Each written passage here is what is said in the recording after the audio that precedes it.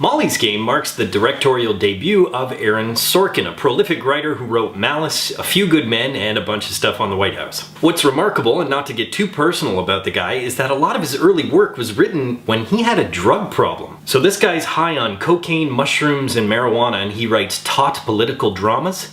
What happens when he lets go?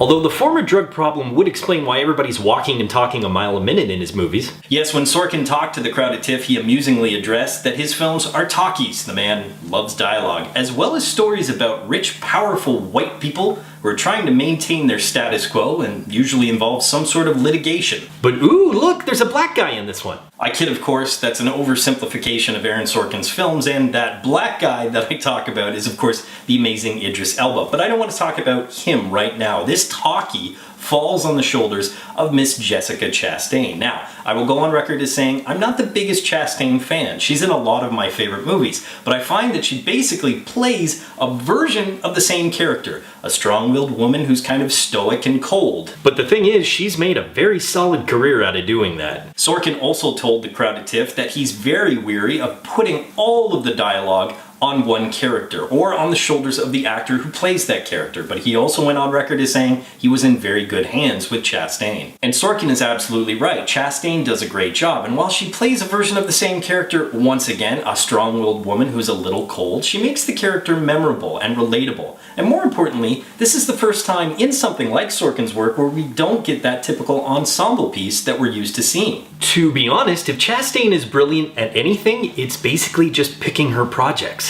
I say that because when you work with Christopher Nolan, Guillermo del Toro, or Ridley Scott, you're probably going to look good in the end. And when you work with Aaron Sorkin, with his words coming out of your mouth, you're probably going to sound good. Now, if you don't know, Sorkin is the screenwriter who could have retired on t-shirt slogan money alone. He's the guy who gave us catchphrases like, "You can't handle the truth," or the seething diatribe that is Alec Baldwin's God complex. "I am God." Or, my personal favorite, "I'm 6'5", 220, and there's two of me." That one's really underrated. And while Molly's Game won't exactly be remembered for its t-shirt worthy slogans, it is a very well crafted script. We know, okay, another film fan going on about how awesome Sorkin is, but just stop and think about what this man is capable of doing. Forget what he does with t-shirt slogans that will live forever in the lexicon of film.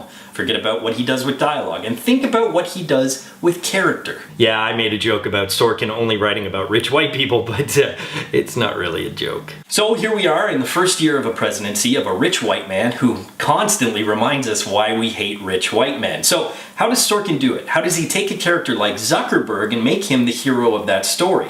How does he do it again with a woman like Molly Bloom? Well, here's my theory. Take Molly Bloom specifically. She was an Olympic caliber skier. She was a brilliant woman who could have coasted easily to a brilliant law career, and she became a millionaire like it was nothing. So why do we like her? It's because Sorkin can find her humanity and push it to the forefront of the story. Even a woman like Molly Bloom, who basically wins at everything, has family issues, sibling rivalries, and feelings of ineptitude. But Sorkin's writing was anything but inept because it made us invest in a story where we really shouldn't have invested. He also did something that hasn't been done in about 20 years. He made a poker movie interesting again.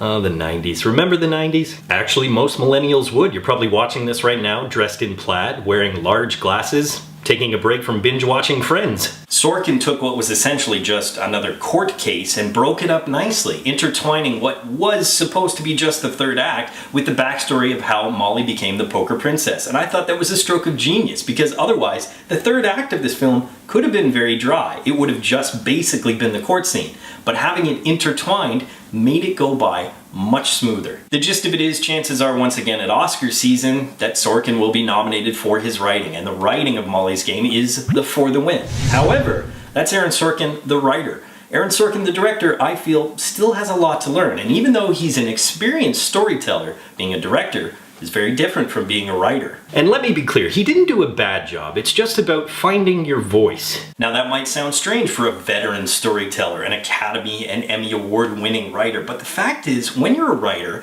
you have to take everybody's voice into account. You find your own voice, but there are other sources. The source material, the voices of the character, even influence from the director. But as a director, The voice is much more finite. And don't forget, a writer's voice obviously uses words. A director's voice uses visuals. The visual language, it's much harder to learn. It's much more delicate. It can be as subtle as a whisper or shriek like a banshee, depending on the visuals that you use. And I found that Sorkin as director oftentimes used visuals that just screamed. Especially considering the aforementioned poker aspect of this film, at times Sorkin used visuals that made you think you were watching the World Series of Poker at 3 a.m. in your underwear.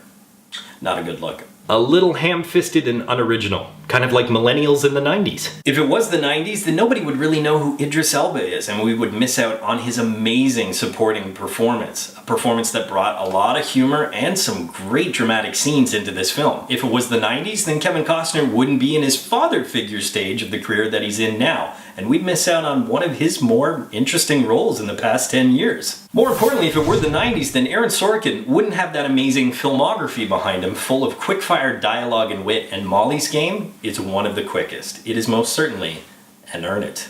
Poll question, what's your favorite Aaron Sorkin work? As always, leave your answers in the comment section below. But until next time, school's out. Hey Real students, thanks for watching. If you want to subscribe to Real School, click that round Real School logo right beside me. Also click that damn notification bell so you're aware of all of Real School's new content. You can follow me on Twitter, and of course, if you get anything out of Real School, you can always give a little back. Just click the link in the description below or the button down there, and you can become part of my Patreon team.